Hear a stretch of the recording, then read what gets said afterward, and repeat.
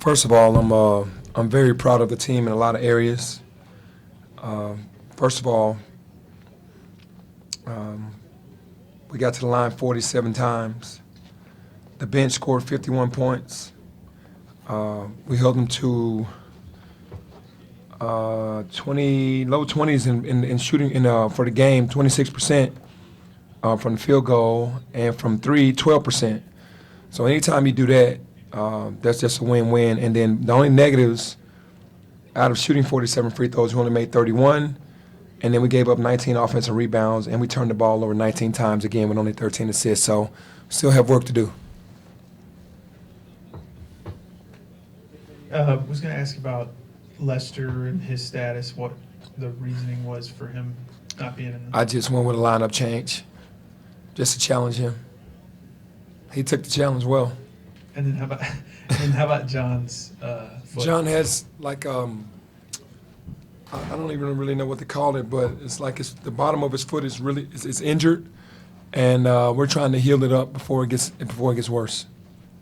Will it keep him out for longer than this? I hope not, but he does have some time to be off. The next game is Tuesday, so I'm hoping that it's like a sore on the bottom of his foot that he really can't walk in a normal shoe, and hopefully it'll be better by Tuesday. With Earl, we know he's been kind of working back from this injury. He was plus 30 tonight, had the team high in assists. How would you assess how he kind of played and how he's been coming along? Earl played beautifully. I mean, I just try to have him relax. I had a meeting with him yesterday to talk about, not putting so much pressure on himself. We changed some things up offensively for him to be more dynamic, and he looked a lot better and more comfortable tonight. Two questions. I might have missed it. Any reason why Lester didn't start? And two, the biggest difference from game one and game two for you? Only thing with Lester is just a challenge to him. Sometimes he gets a little laxed, and I just have to say, hey, I'm going to challenge you because we need you to be the best that you can be. And he met the challenge tonight, and I'm happy that he did so. He was a good sport about it, and he wants to do whatever it takes for us to win. And I challenged him, and he met the challenge. What was the second question? I'm sorry. The biggest difference from game one to game two for your perspective on the team? I think that we came out serious from the beginning. We did not lax on them. I mean, even though they got some fast break points on us, we were serious from the very beginning. We didn't take them lightly because we felt like they were a really good opponent, that if you came out lax, that they would have an opportunity to upset you. So I think, holding them to the percentages that we did showed that we were really serious about what we did. That's the difference between last game and this game. We'll go back to Clayton and then Jason and Steven up front. Just back here, Penny. When you had talked about at halftime in the previous game just how you didn't want to see those lulls coming where you let guys back into games at all. In that second half, you guys really didn't let off the gas pedal. Was that a good sign for you to see just in such a blowout game that they were still keeping on it there? Yeah, I mean, one thing about this team is that they respond to the coaching. They respond to being challenged. And at halftime, we said the game isn't over. We need to come out on a 10-0 run. And they came out serious and did that. I mean, we came out locked in, and they didn't score a bucket for a long time. And I didn't sub early. I tried to let the starters just kind of get it pushed out, and they did a great job. When you call a meeting with somebody, like you said, you had a meeting with Earl yesterday.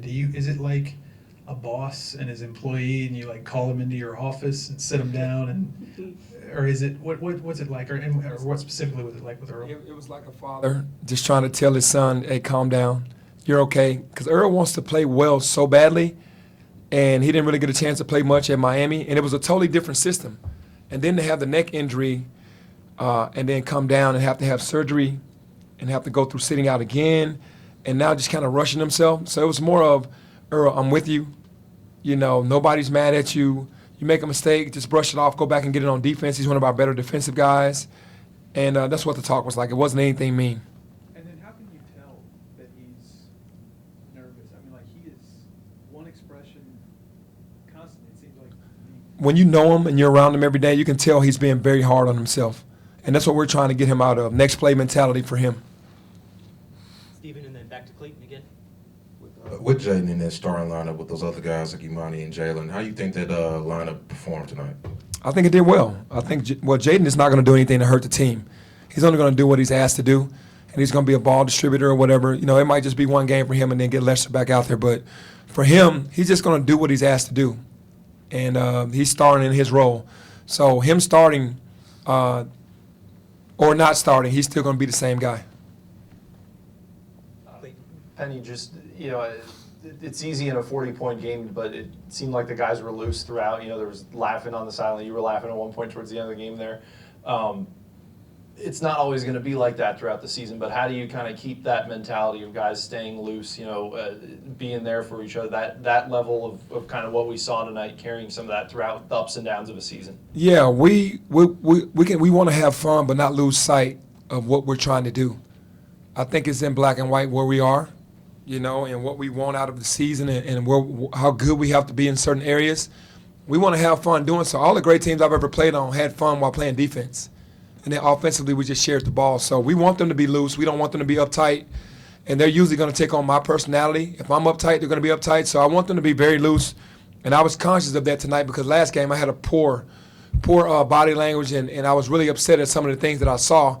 And I never got out of that mode. So tonight I was trying to be more supportive and more happy. And I think they just saw me like that, and then they relaxed a lot more.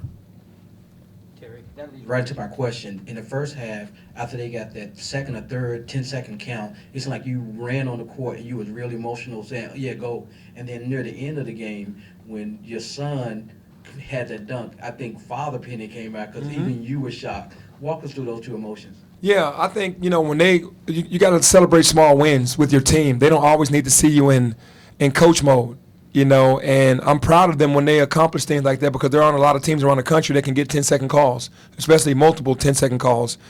And when they do that, I'm going to celebrate it. And as far as Jaden, absolutely. When he does that, that's the aggression in the game that he has inside of him.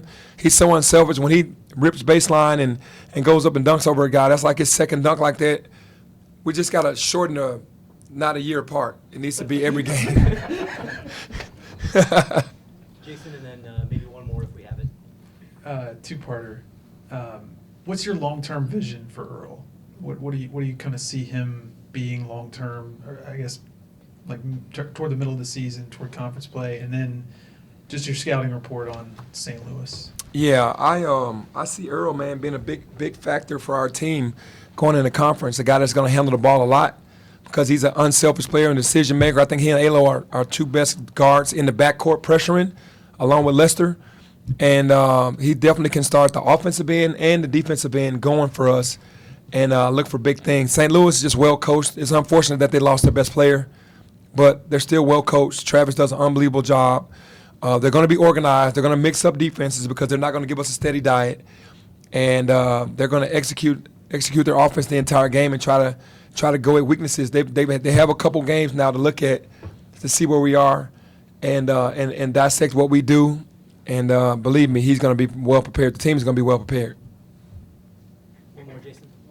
Most impressive dunk of the night. You had Josh's putback. You had Imani's crossover, and then his slam that got you fired up, and then Jaden's. What? I don't want to get into trouble. I'm going with Jaden. I'm going with Jaden's dunk.